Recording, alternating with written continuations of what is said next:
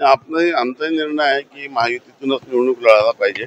शेवटी भारतीय जनता पार्टी आणि शिवसेना हे तर अनेक निवडणुका मागे अनेक वर्षापासून आम्ही मिळूनच लढत होतो आणि त्यामुळे कार्यकर्त्याची बहुतांश ठिकाणी निवडणूक लढण्याची इच्छा असते, परंतु शेवटी विभाजनामुळे कधी काँग्रेसचा लाभ होतो, त्यामुळे महायुतीतूनच निवडणूक लढली पाहिजे असं आमचंही मत आहे आणि त्या दृष्टीने आमचा प्रयत्न सुरू आहे। परंतु काही ठिकाणी अपात्मक परिस्थितीत युती मैत्रीपूर्ण लढत होऊ नये अशी आमची देखील इच्छा आहे। प्लॅन बी आहे तुमचं पण असेल?